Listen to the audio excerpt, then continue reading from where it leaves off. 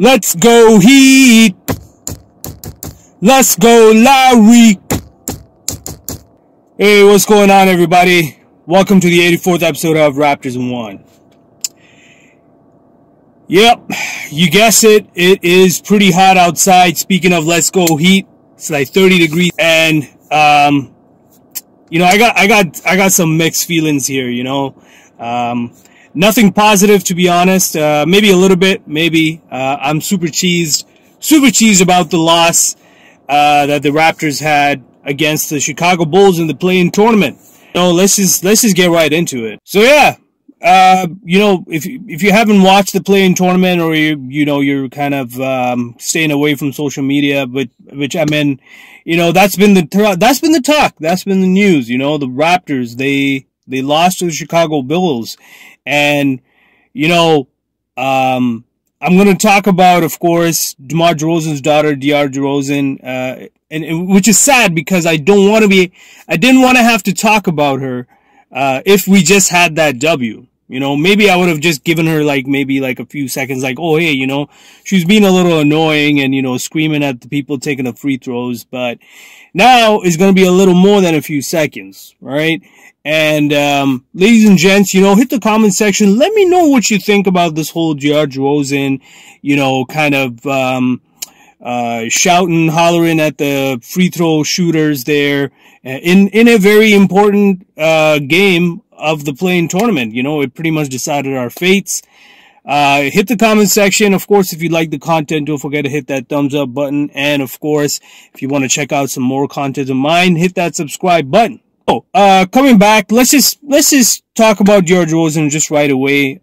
First off, you know, I have nothing against DeRozan. I actually hold the Raptors organization accountable for that situation. If there is anybody, you know, who's going to be holding a grudge against a 9-year-old, I mean, come on, man, give it a rest, give it a break. I get it, you know, it's annoying, 100%, but that's just what 9-year-olds do. And she's a fan. She's a fan. Her father's playing, you know, she's a fan. She's a Chicago fan. She's doing what a fan does. You know, at the end of the day, the onus falls, first off, it falls on quite a few people. I'm going to start off with the players first. It doesn't, just because I'm mentioning the players, it doesn't mean the onus does fall entirely on them. But it does for the most part. These are veteran players we're talking about, not even rookies. We're talking veteran players taking free throws. Now, yes, it doesn't help that the starting five are logging more than 30 minutes, maybe even more than 35 minutes a game. And, you know, fatigue does come into factor. And I get it. They're still veteran players. They need to figure that out. Missing a few free throws here and there, I get it. But going 50% off the line, so out of 36 free throws, you're missing 18. Even if you made 8 of those 18, you won the game. So you got nobody else to blame but yourself. Now, of course, the other reason why I'm going to blame the players is because, you know, it's happened in the past, even in this season, when the players did not appreciate what the fans were doing, they got them ejected. Now, hold on a minute. Before y'all start going crazy and be like, whoa, you're going to eject a 9-year-old girl? No, no, no. I'm not saying that at all. Hold the phones, ladies and gents. I'm just saying, if that is disrupting you, at the very least, you could tell the officials or the security, be like, hey, this thing's bothering me, man. This 9-year-old, I get it, she's cute and all, but she's bothering me. I cannot concentrate on my free throws. And it's legit. It is legit. Regardless whether you're a veteran or you're a rookie, it doesn't matter. It will still bother you. Especially because this 9-year-old has enough mental capacity to holler at you right at your release point. Okay? She knows when to holler at you. No matter how much experience you have, no matter how many times you've been taking those practice free throws, but in a must-win game with that pressure on you are ready to make it, and now you have to worry about, as soon as I'm gonna get that ball off my fingertips, I'm gonna get startled. It's gonna happen. And that's exactly what she was doing. Was it annoying? Hell yeah, it was annoying. Did I have some feelings about that? Oh, you best believe I have feelings about that. But at the same time, she's a kid. And she's a fan. She's going to do what she does. Players, y'all need to communicate that with your security staff. Be like, hey, this is happening. Can we just either tell them to, give a friendly warning, be like, hey, you need to calm down because everybody else is quiet. Or, if you still want to keep hollering, why don't you go up, some other place, some other seats? We apologize, but this has to happen. No, we didn't do that. And I get it. Even the staff are probably thinking, well, they paid for the seat, blah, blah, blah, this and that. I get it. Man, this is a playing tournament.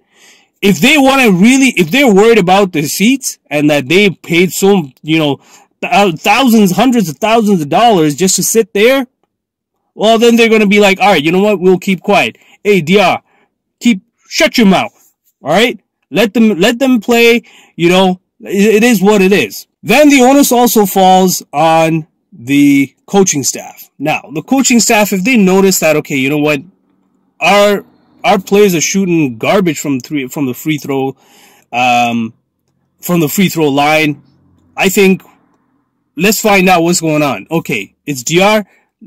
Let's tell the security staff, be like, hey, you need to tell them to calm down. Okay, so these are the two people I really hold accountable to. Yeah, maybe the security staff, they won't necessarily do anything unless you tell them to. And of course, the GM, the GM and Masai, they're sitting somewhere else. Like, they don't even know. Or maybe they did notice, but again, they're not going to say anything unless if they're thinking, oh, you know what, maybe the players are not rattled. So it's got to be the players, it's got to be the coaching staff. They need to voice their concerns. Now, before y'all get worked up, let me just remind you again. How is that any different than during the bubble games when Devin Booker had the Toronto mascot kicked out of the free throw, like from under the basket when he was disrupting Devin Booker? Oh, but it's okay because it's Devin Booker. But no, it's not okay when, come on. Like, again, don't even get me started. Don't even say, well, you can't compare a 9-year-old to a grown man in a mascot uniform. I get it, man. I get it. But trust me, distractions are for real, especially when you have somebody from the opposing team is the only shrill, screeching voice out there when everybody else is keeping quiet, anticipating, making sure that, okay, there's no disturbances. Like, it does really bother you. Trust me, I've been in situations like that. It does bother you. Now, speaking of the free throw percentage, yes, the free throw percentage was horrendous. And yes, it could be part because of DeRozan. It's also because, they're free throws. They're called free throws for a reason. They're free, man. You need to knock them down. Especially when they're going to keep fouling. You need to make them pay. And quite honestly, that is one of the major factors that costed us the game. One of. I'm going to talk about the next major factor. The next major factor is been the major factor that's been plaguing this team this whole season. Okay? I would say in an 82-game season, again, this is just my estimates here, I would say about 60 of those 82 games, this team has been struggling with it. Now you're probably wondering, out with it already. All right, I will tell you what that factor is. Can they sustain a lead?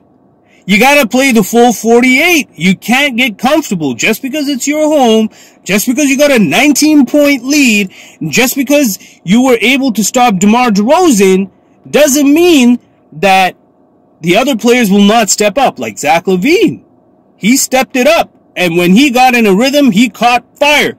You cannot put that fire out, and he typically balls out against the Raptors. That is exactly what happened. Maybe start throwing a few double teams on Zach LaVine too. And I know they kind of did that, but for the most part, it was single coverage. I saw that. They were concentrated more on DeMar. Maybe that's a coaching brain fart. I don't know what it is. Or maybe it's just the players, they thought, okay, you know what? We could take this guy one-on-one. Really? Man scored 39 points at the end of the game. What's up now? And he cost you the game. So really, this was a game that we should have had in the bag. I mean, this was the most embarrassing way to lose and close out a season. Right here. You're at home. You're the higher seed. You have a better record. And you have the 19-point lead. And you got rattled by a 9-year-old. That's sad, man. I am, I wish, if you guys could see my eyes, because right now, there's a reason why I'm wearing the shades. Not just because it's so damn hot outside, and it's so sunny, but I just want to hide my emotions right now, okay? And I'm trying to do it the best I can, trying to keep my composure.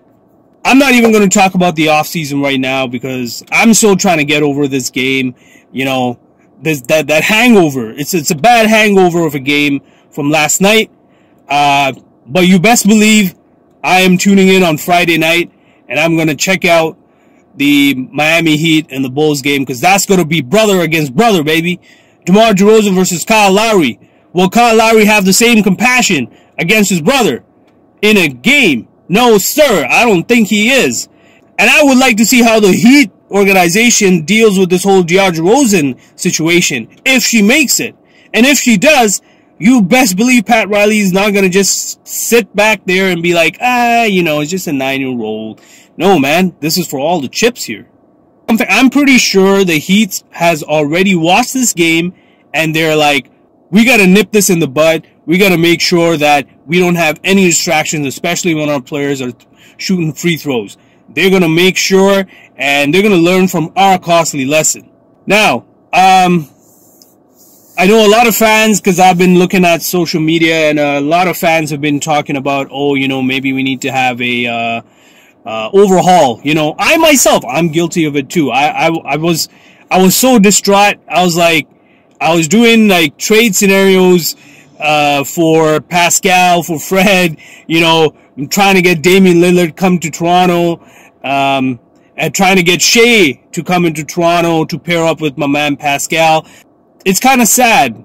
And it's not even the starting five that I can blame, because if they're logging in 30+ minutes the whole season, you know, they're bound to make mistakes. And Scotty, my goodness, like, even though he had a decent game, he had some really costly turnovers.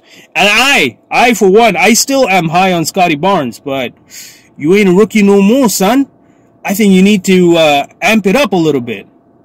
So yeah, that's it. You know, I think our solution moving forward, I honestly feel like we shouldn't have to change the starting five. I think our starting five is pretty good.